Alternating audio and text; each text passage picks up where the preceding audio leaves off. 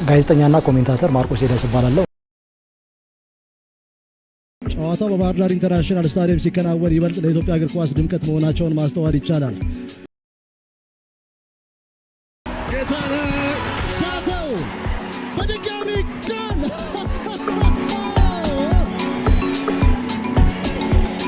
17 ሳምንት ጠብቋል። በዚህ ልክ ማርክ ፈረጆቹ የብላንደር ሚስቴክ የሚሉት አይነት ስህተት ነው። ምክንያቱም ምናልባት ጎል አዲዮሳና ሄኖክ አበበ ጨዋታውን በፊሽካቸው ደመደሙ። ምን አይነት ልብ አንጠልጣይ ጨዋታ ነው! ለኢትዮጵያ ፕሪሚየር ሊግ ጥሩ ማስታወቂያ የሚሆን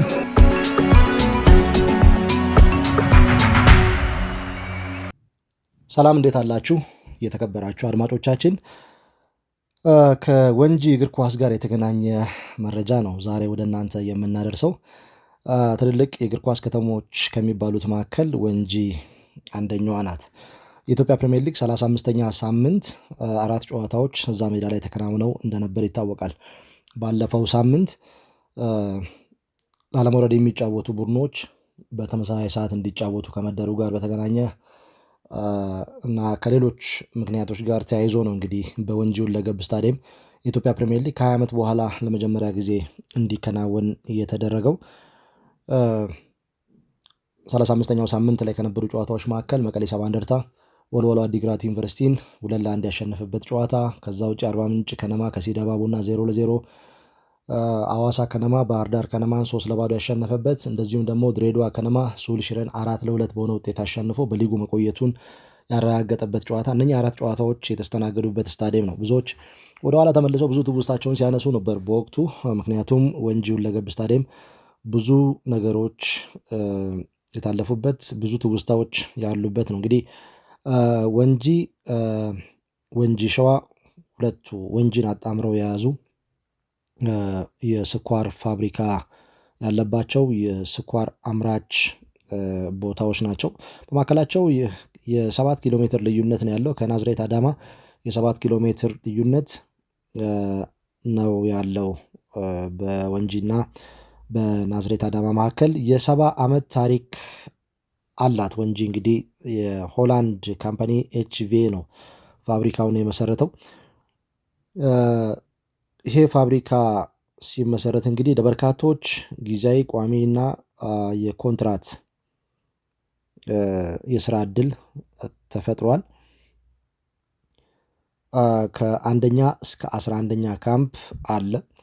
ኦ ካምፕ፣ ቢ ካምፕ፣ ገፈርሳ፣ አየር ጤና። በዚሁም የስታዲየሙ ግንብ ሲሰራ ድንጋዩ የመጣበት ጨካ ሌላው የሚጠቀስ ነው። ሸንኮራ አገዳ በዋነኝነት የሚመረትባት ከተማ ናት ወንጂ። ሌሎች አትክልት ፍራፍሬዎች አሉ፣ ግን ሸንኮራ አገዳ ነው ዋናው። ያንን ተከትሎ እንግዲህ ስኳርና ደስታ ከረሜላ፣ ሌሎች ምርቶች ከፋብሪካው ጋር ተያይዘው የሚመረቱ ምርቶች ናቸው። ተረፈ ምርቱ ሞላሰስ ከዚህ ቀደም መንገድ ሲሰራ ልክ አስፋልት ሲሰራ ሬንጅ እንደሚሰጠው ጥቅም ሞላሰሱም ጥቅም ይሰጥ ነበር። አሁን ግን በከፍተኛ ሁኔታ ለኤታኖል ከፍ ያለ ተፈላጊነት ያለው ነው። ከሸንኮራ አገዳው ጋር በተገናኘ እንግዲህ ወንጂዋን፣ በርባዲዮስ፣ ሲፒ የተለያዩ ዝርያዎች ናቸው። እስከ ኢትዮጵያ ሚሊኒየም ጊዜ ድረስ እንግዲህ ስኬታማ ነበር ይሄ ፋብሪካ። ለሰራተኞች ከፍ ያለ ደሞዝ የሚከፍል በየጊዜው በየአመቱ በርከት ያሉ የስኳር ምርቶችን የሚያመርት ነበር። ከ2001 እስከ 2015 ባሉት ጊዜ ግን የኪሳራ ጊዜ ነው። 2015 ላይ ግን ገቢው 78 ቢሊዮን ብር መድረሱ አጠቃላይ ገቢው። ያንን ተከትሎ ለሰራተኛው የ150% የደሞዝ ጭማሪ ማድረጉም ተጠቅሷል። ለ14 ዓመት የተቋረጠው የደስታ ከረሜላ ፋብሪካም እንግዲህ መጀመሩ ሌላው በጎ ዜና ነው። ይሄ ደግሞ በእግር ኳስ ክለቡ ላይ ተጽዕኖ እንዳለው ጥያቄ የሚነሳበት ጉዳይ አይደለም። እስከ 2014 በታችኛው የሊግ እርከን ላይ ነበር። አሁን ፈርሷል። በድጋሚ ለማምጣት ጥረት እየተደረገ ነው የሚሉ መረጃዎች እየወጡ ይገኛሉ። እንግዲህ ወንጂና እግር ኳስ ሁሌም የሚታወሱ ናቸው። አቶ ለገሰ ቡልቲ በዚህ ረገድ ሁሌም ይጠቀሳሉ። የወንጂ ስኳር ፋብሪካ አለኝ ከሚላቸው ትልልቅ ስራ አስኪያጆች ወይም አስደናቂ ስራ አስኪያጆች መካከል ቀዳሚውን ቦታ እንደሚወስዱ ይነገራል።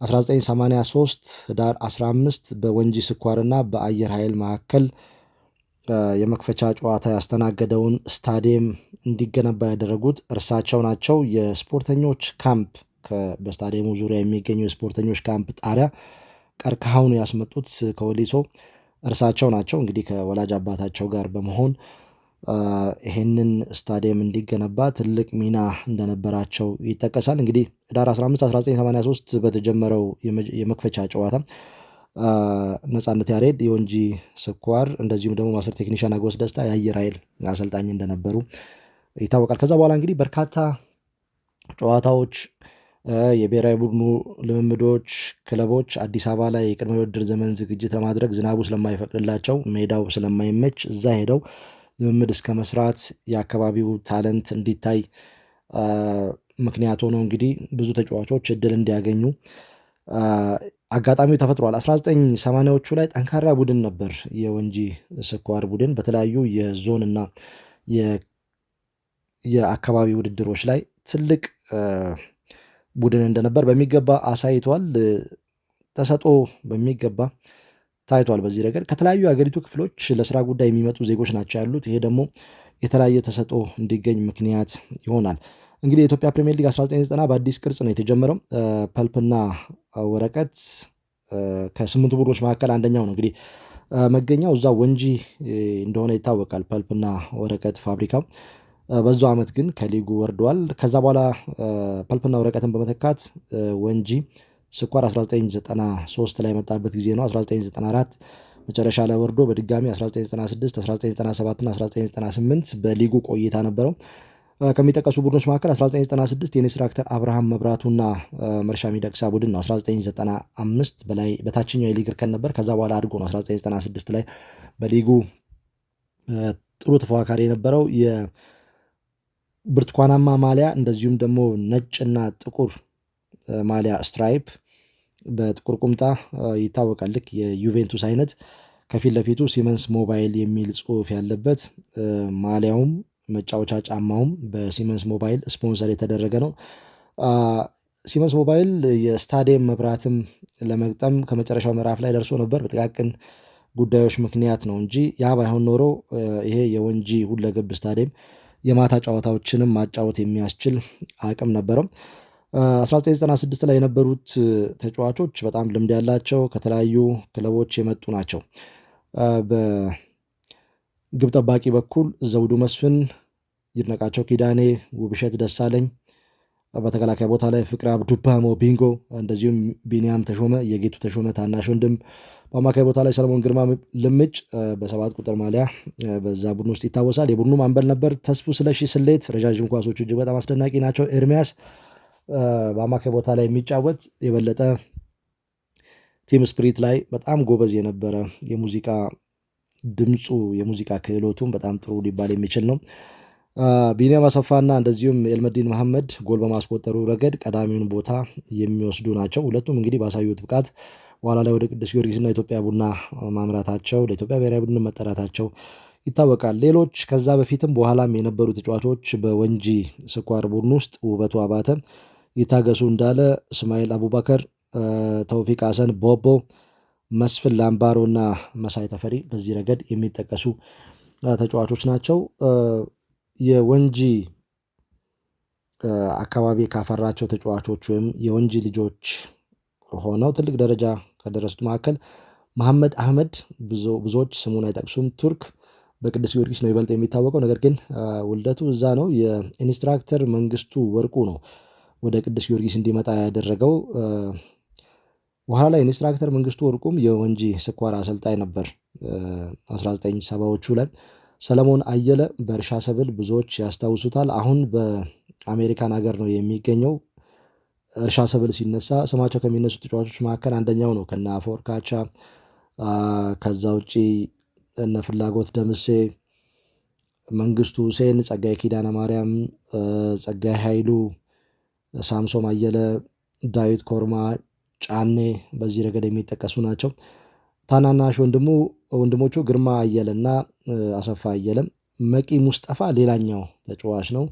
በአየር ኃይል ተስፋዬ ኡርጌቾ ያው በኢትዮጵያ ብሔራዊ ቡድን በተለይ ከ1983 ጀምሮ ያሉትን አመታት ወደኋላ ተመልሰን ከተመለከትን የተስፋዬ ኡርጌቾ አመታት ናቸው። በወጣት ቡድኑም በቅዱስ ጊዮርጊስም በኢትዮጵያ ዋና ብሔራዊ ቡድን ናይጄሪያ ላይ ባስቆጠራቸው ጎሎች እንደዚሁ ይታወሳል። ተከተሉ ኡርጌቾ ታናሽ ወንድሙ የእርሱን ፈለግ ተከትሎ በእርሻ መድን ባንኮች ከዳግማዊ አማራ ጋር የነበረውን ጥምረት ቦትስዋና ጋቦሮኒ በኋላ ላይ ለዋናው ብሔራዊ ቡድን የመጫወት እድል ነበረው።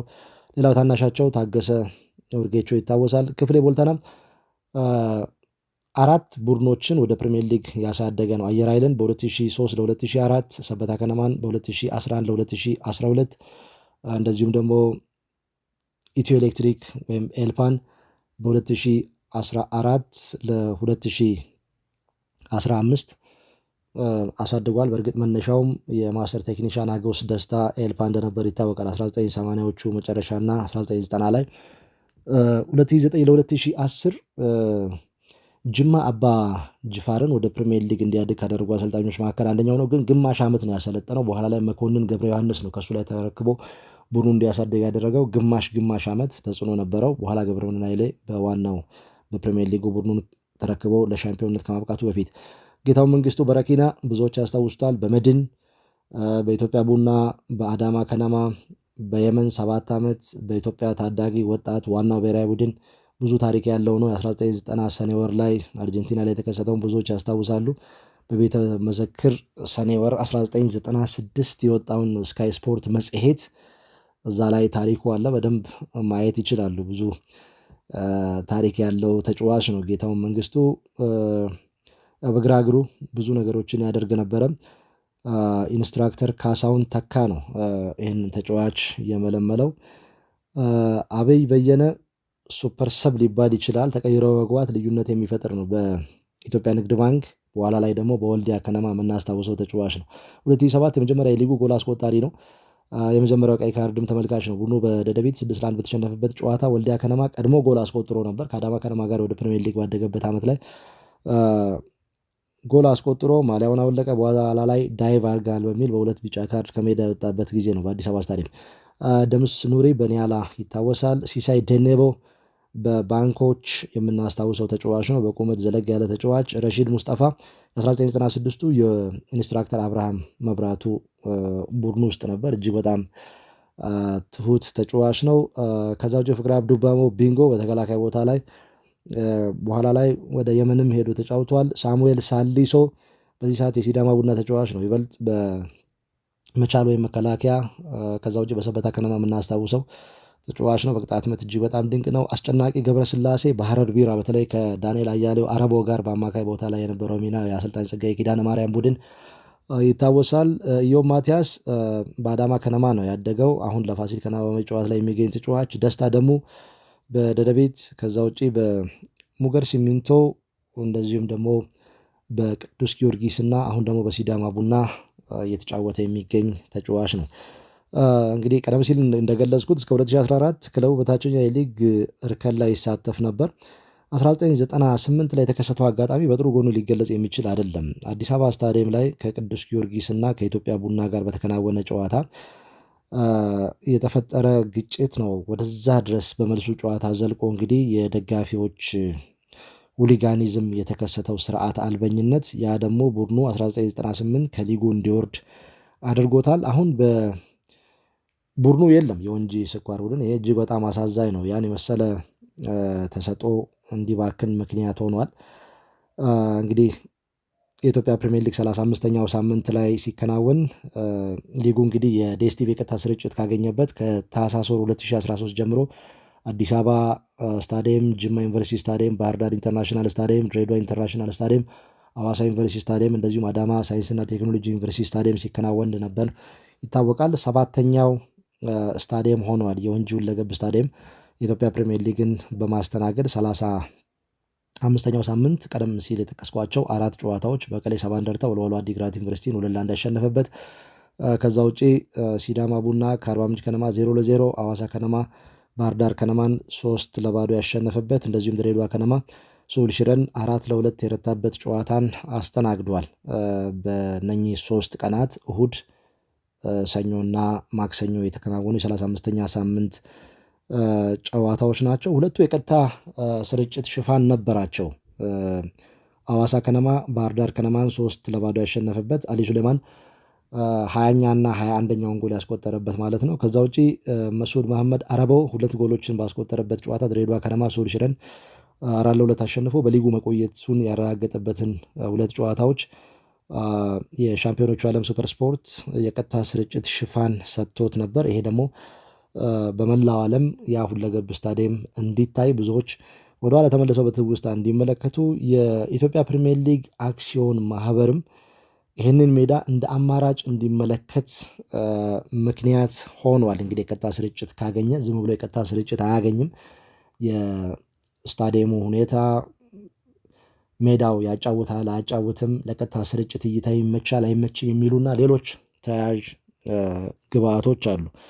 ስለዚህ የኢትዮጵያ ፕሪሚየር ሊግ አክሲዮን ማህበር ወይ ሊግ ካምፓኒው በቀጣዮቹ ዓመታት ይህንን ሜዳ እንደ አማራጭ እንዲመለከት በተለይ ውድድሩ በአዳማ ሳይንስና ቴክኖሎጂ ዩኒቨርሲቲ ስታዲየም ሲከናወን ለሜዳው እረፍት ለመስጠት ከዛ ውጪ አማራጭም ለማግኘት የወንጂ ሁለገብ ስታዲየም የተሻለ አማራጭ ሆኖ ታይቷል። እንግዲህ አሁን የስኳር ፋብሪካው በጥሩ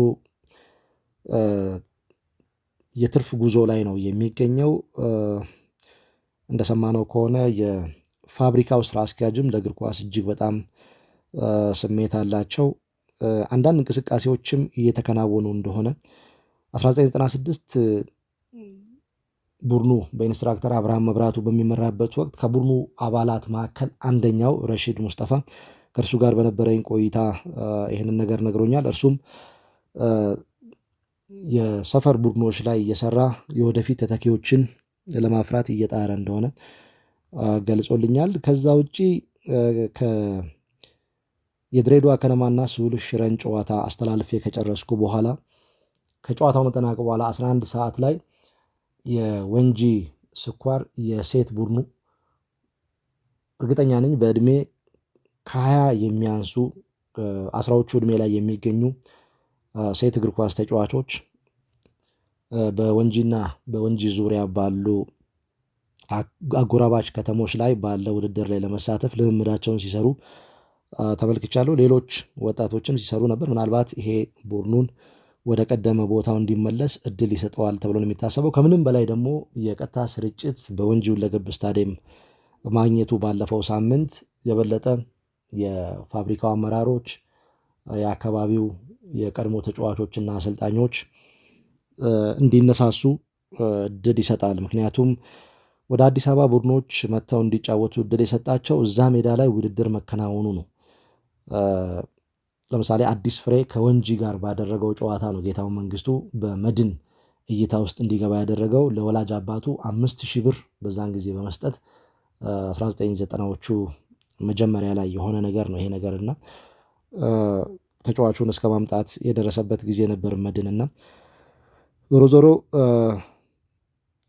ቡድኑ የለም፣ ግን ደግሞ ተመልሶ እንደሚመጣ የብዙዎች ተስፋ ነው። ልክ መታራ ስኳርና ፊንጫ ስኳር ላይ የሚሆነው ነገር ይሄ ነው። ከወንጂ ባሻገር መታራ ስኳር በፕሪሚየር ሊግ፣ ፊንጫን በፕሪሚየር ሊግ እናስታውሳቸው ቡድኖች ናቸው። በቀጣይ እንግዲህ ቡድኑ ዳግም እንደሚመለስ አንዳንድ ፍንጮች አሉ። እንግዲህ ያለፈው ሳምንት የቀጥታ ስርጭት በዚህ ነገር ተጽዕኖ ያሳርፋል ብለን ነው የምናስበው። ከዚህና ተያያዥ ጉዳዮች ጋር በተገናኘ በወንጂ እግር ኳስ ዙሪያ ትውስታውን እንደዚሁም ተያያዥ ጉዳዮችን በተመለከተ 1996 ላይ የኢንስትራክተር አብርሃም መብራቱ ቡድን ውስጥ ከነበሩት ተጫዋቾች መካከል አንደኛው ኤልመዲን መሐመድ ስለ ወንጂ እግር ኳስ በቀጣይ የሚላችሁ ነገር ይኖራል። የበለጠ ደግሞ 1995-96 የነበረውን ነገር ከወቅቱ የፋሲል ከነማ ምክትል አሰልጣኝ አንደበት የምትሰሙ ይሆናል። በዚህ በኩል ሀሳብ አስተያየት አድርሱን። ትውስታችሁን ይመስላል። ሀሳብ አስተያየታችሁን ልታደርሱን ትችላላችሁ። ወንጂኛ 1994 ወርዶ 95 በዛን ጊዜ አጠራር ብሔራዊ ሊግ ነው የሚባለው። ከብሔራዊ ሊግ ነው ወደ ፕሪሚየር ሊግ ያስገባ ነው እና በጣም ጥሩ ጊዜ ነበር። ከፍተኛ መነቃቃት ነው የነበረው ቡድኑ ለአካባቢው ወንጂ ስኳር ፋብሪካም ቀጥታ የቡድኑ ባለቤት ሆኖ የሚያስተዳድረው እሱ ስለነበረ በጣም ድጋፍ ያደርግ ነበር በወቅቱ። ኢንስትራክተር አብርሃም መብራቱ ነበር አሰልጣኙ። ሲመንስ የሚባል የስልክ አምራች ካምፓኒም እንዲሁ ትልቅ ስፖንሰርም ነበር። በወቅቱ ማበረታቻ ይከፍል ነበር እና ስቴዲየሙ ይሄ አሁን ያየኸው ስቴዲየም ሁልጊዜ ወንጂ ሲኖረው በጣም ሙሉ ነበረ። ከፍተኛ ድባብ ነው የነበረው እና ወደ ፕሪሚየር ሊጉ ስናድግ እኔ የቡድኑ ኮከብ ግብ አግቢ፣ ኮከብ ተጫዋች ተብዬ በክለቡም እንደገና በወቅቱ አጠራር ብሔራዊ ሊጉም ኮከብ ግብ አግቢ ነበርኩ፣ ተሸልሜ ነበር። እኔና ቢኒያም አሰፋ ፕሪሚየር ሊጉ ላይም እያለን እርግጠኛ ነኝ ከ95 በመቶ በላይ የወንጂን ጎሎች እኛ ነበር የምናስቆጥረው ሁለታችን። ቢኒያም እንደውም በትክክል ዳታው አልተመዘገበም እንጂ 1996 ከመሳይ ተፈሪ ጋር በእኩል ቁጥር 12 ጎል አስቆጥሮ በወቅቱ ኮከብ ግብ አግቢ ነበረ። እኔ ወደ 9 ጎል ነበር በዛ ዓመት ላይ ያስቆጠርኩትና የትኛውም ቡድን እኛ ሜዳችን ላይ በፍጹም አያሸንፈንም ነበር። በጣም ጥሩ ቲም ነው የነበረን እና በጣም በወጣትነቴ ከቅዱስ ጊዮርጊስ ዋናው ቡድን አድጌ ተቀንሼ ነው በኢንስትራክተር አብርሃም ወደዛ ቡድን የሄድኩት። ብዙ ስኬቶችን ነው ያገኘሁት በግልም ለናሽናል ቲምም ለመጀመሪያ ጊዜ ለኢትዮጵያ ኦሎምፒክ ብሔራዊ ቡድንም ለመጀመሪያ ጊዜ የተመረጥኩት ከዛ ነው እና አሁን በአሰልጣኝነት ስመጣ ሜዳውን፣ ካምፑን፣ የድሮ የማውቃቸው ደጋፊዎች፣ የአካባቢው ነዋሪዎች አሉና በጣም ወጣትነቴን በጥሩ ሁኔታ ያሳለፍኩለት የእግር ኳስ ህይወቴ የተቃና እንዲሆን መደላደል የፈጠረልኝ ክለብ ስለሆነ እኔ በወንጂ በጣም ልዩ ትዝታ ነው ያለኝ። አሁን ቡድኑ ተዳክሞ ፈርሷል ይባላል። በትክክል ያለበትን ሁኔታ አላውቅም። ፋብሪካውም በቅርብ ጊዜ ነው ወደ እንቅስቃሴ የገባው። ያ ቡድን በዚህ መልኩ አሁን አካባቢው ላይ ያንን መነቃቃት የፈጠረ ቡድን አሁን አለመኖሩ በእውነት በጣም ነው የሚያሳዝነው። ብቻ የማልረሳቸው በጣም ውብ ጎሎች፣ አስገራሚ ገጠመኞች፣ ባለቀ ሰዓት ያስቆጠርኳቸው ቡድኑን አሸናፊ ያደረጉ ጎሎች በጣም የማልረሳቸው ጥሩ ትዝታዎች ነው ያሉኝ ማርኮ ወንጂ ላይ። በዚህ አጋጣሚ የማልረሳው አንድ መጽሐፍ የሚያከራይ አንድ ስሙን በትክክል አሁን ረስቼዋለሁ እና ከሱ እየተከራየን እናነብ ነበረ እንዲህ የማንበብ ፍላጎት ያለን ልጆች እና የዛ አካባቢ መጽሐፍት መደብር አለው። ሁልጊዜ እንወራረድ ነበር ሳምንት ጨዋታ ካለ በዚህኛው ሳምንት ጎል ካስቆጠርክ አትከፍልም ይለኝ ነበር እና በቀን ነበረ ኪራዩ በጣም ትንሽ ነበር የዛን ጊዜ 50 ሳንቲም ምናምን። ያው በአንድ ሳምንት ምናምን ነው አንብበን ወይ በ15 ቀን ምናምን የምንጨርሰው መጽሐፍ እና ከሱ ጋር ውርርድ ነበረኝ እና ሁሌ እኔ ነበርኩኝ የምበላው በየሳምንቱ እዛ ሜዳ ላይ ጎል አስቆጥር ስለነበረ ሁሌ እበላው ነበርና ይህንን አስታውሳለሁ በግል የነበረኝ። ሌላ እስካሁን ድረስ በጣም የሚያደንቁኝ በጣም የሚወዱኝ ሶሻል ሚዲያው እድል ፈጥሮልኝ በሶሻል ሚዲያ የማገኛቸው የዛ አካባቢ ልጆች አሉ እና እንዲህ በጣም በትልቅ ደረጃ መስሪያ ቤት ውስጥ ተቆጥረው ትልቅ ሰው ሆነው ምናምን አሁንም በቃ በዚህ ስናወራ በሶሻል ሚዲያ በውስጥ ስናወራ በጣም ነው የሚያዝናኑኝ እና ጥሩ ጓደኞችንም አፍርቼበታለሁ። ወደ ፕሪሚየር ሊግ ስናድግ አዲስ አበባ ስቴዲየም ነበረ የየምድቡ አንደኛና ሁለተኛ የሚወጡ ቡድኖች በሁለት ምድብ ተከፍለው በኖካውት መልክ አዲስ አበባ ስቴዲየም ነበር ጨዋታውን የሚያደርጉት። የየምድቡ በማን ነው አንደኛና ሁለተኛ የወጣ ቡድን ያልፋል እና እኛ የመጀመሪያውን ጨዋታ በወቅቱ ክፍሌ ቦልተና ነበር የአየር መንገድ አሰልጣኝ። በጣም ጥሩ ቡድን ነው የነበረው። 3-1 አሸነፍን። ሁለተኛውን ጨዋታ ደግሞ እነ ተክሌ ብርሃኔን የያዘው በዛው የውድድር ዓመት ወርዶ የነበረ ጉና የሚባል ቲም ነበር። ጉናን 2-1 አሸነፍን። ሁለቱንም ጎሎችን የነበረ ያስቆጠርኩት።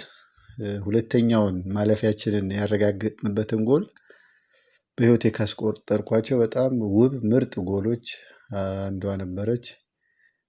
ሁለቱን ጨዋታ አሸንፈን አንድ ጨዋታ እየቀረን ነው ማለፋችንን ያረጋገጥነው። ከዛ በኋላ እኛን ተከትሎ ጉናን ያለፈው እኔ የዙሩ ኮከብ ግብ አግቢ ተባልኩኝ። ማነው ተክሌ ብርሃኔ ደግሞ ኮከብ ተጫዋች ተብሎ ተሸለመ። ወንጂ ስንገባ ወደ ወንጂ ስንሄድ የነበረው አቀባበል በጣም የሚገርም ነበር። ከሞጆ ከደብረ ዘይት ከሞጆ ኦር ከደብረ ዘይት ከዛ ጀምሮ ነው በብዙ የፋብሪካውና የአካባቢው ነዋሪ መኪኖች ታጅበን ወንጂ የገባ ነው።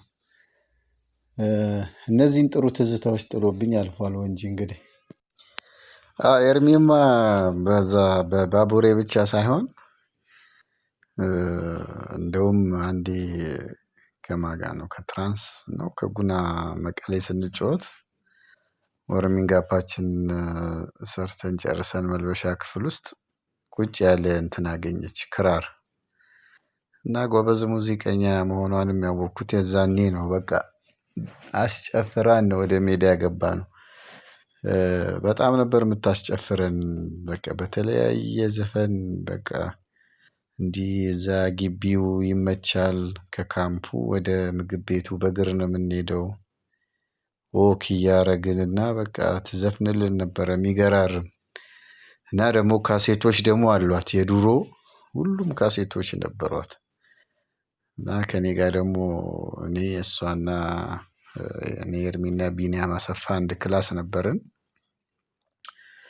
በቃ በጣም ነበር የምታዝናናን። ጨዋታ ማዋቂ ናት ኤርሚ። የኳስ እውቀቷን በጣም ነው የሚገርመው። እና በጣም ቲም ስፕሪቱ ላይ በቃ ትልቅ ፋይዳ ነው የነበራት ኤርሚ። መርሻና አብረሽ በቃ መርሻ በሚያደርገው ነገር አብርሃም ራሱ በጣም ነበር የሚስቀው እና በጣም ነበር የሚያዝናናን መርሻ። በቃ የድሮ ጨዋታዎችን በእነሱ ጊዜ የነበሩ ነገሮችን እያነሳ ምናምን በጣም ነበር የሚያዝናናን። እና የሚገርም 2 ዓመት ነው ያሳለፍነው እዛ። 95 አሳደግነው 96ም አቆየነው። ከዛ ሁላችንም ወደ ተለያየ ክለብ ወጣንና የሚገርም ጊዜ ነው የነበረው። ጋዜጠኛና ኮሜንታተር ማርቆስ ሄደስ እባላለሁ። ጨዋታው በባህር ዳር ኢንተርናሽናል ስታዲየም ሲከናወን ይበልጥ ለኢትዮጵያ እግር ኳስ ድምቀት መሆናቸውን ማስተዋል ይቻላል። ሳተው በድጋሚ ጎል!